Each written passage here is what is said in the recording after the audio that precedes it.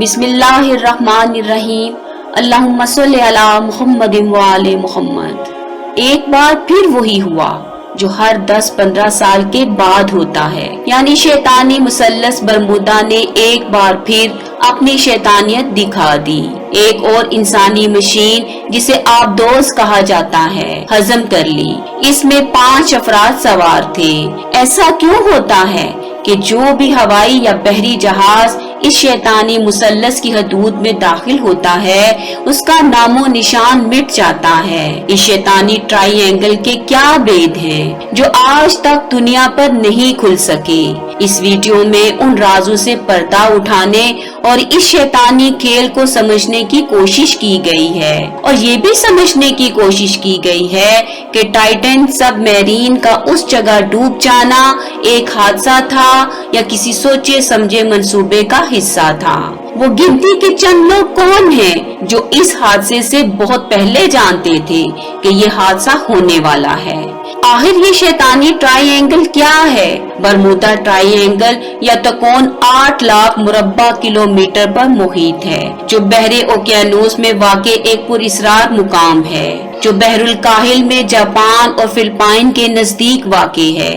ये जापान के साहली शहर योकोहामा, मारियाना जजायर और फिलिपाइन के जजीरे गवाम के दरमियान वाक़े है। इस मुकाम से वाबस्ता कई ऐसे वाक़यात रूनुमा हो चुके हैं जिनके बाइस इसको शैतानी मुसल्लस भी कहा गया है।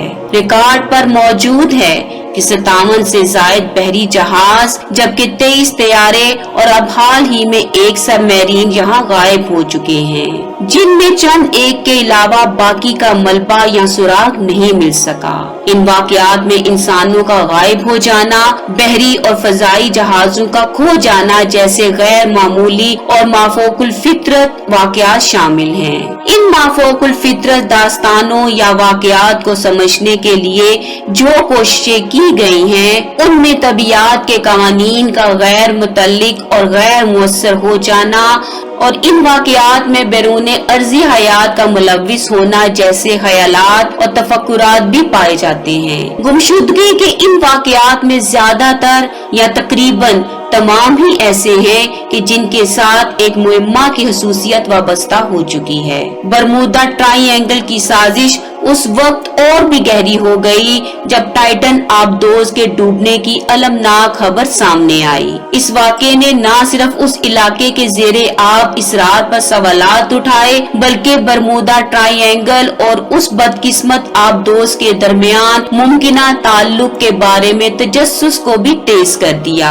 बरमूदा ट्राइएंगल और आबदोस टाइटन के डूबने के दरमियान ताल्लुक को समझने के लिए उस बदनामे जमाना खित्ते की तारीख और साह का जायजा लेना बहुत जरूरी है। बरमूदा मुसल्लस, जिसे शैतान की मुसल्लस भी कहा जाता है, ये मुसल्लस बरसों के दौरान बहरी जहाजों और हवाई जहाजों की मुतअद्दिद नामालूम गुमशुदगियों के साथ मुंसलिक रही है, जिसकी वजह से नजरियात और कयासराइयों की बहुतात हुई है, जिनमें मकनातीसी बेज़ाब्तगी, पानी के अंदर अर्जियाती हुसूसियात, मावराए जमीन की शमूलियत और यहाँ तक के माफोकुल फितरत मुजाहिद भी शामिल हैं। ताहम शक करने वालों का कहना है कि बरमूदा मुसल्लस के अंदर वाक़यात की तादाद एदादो शुमार के लिहाज से समंदर के दीगर हिस्सों से बहरहाल काफी ज्यादा है। आबदोस टाइटन के डूबने ने बरमूदा ट्राइएंगल के तस्वर में साजिश की एक नई तह डाल दी है।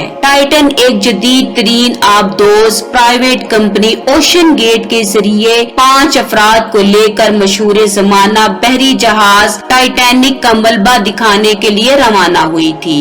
इस आबदोस ने बड़ी तवक्कुआत के साथ सफर किया, सिर्फ बगैर किसी निशान के गायब होने के लिए। दस्तयाब महदूद मालूमात के मुताबिक टाइटन ने अपना आखिरी राबिता बरमूदा के साहिल से तकरीबन 100 मील दूर से किया। अमले ने मामूल के हालात की इत्तला दी और किसी परेशानी का कोई इशारा नहीं दिया।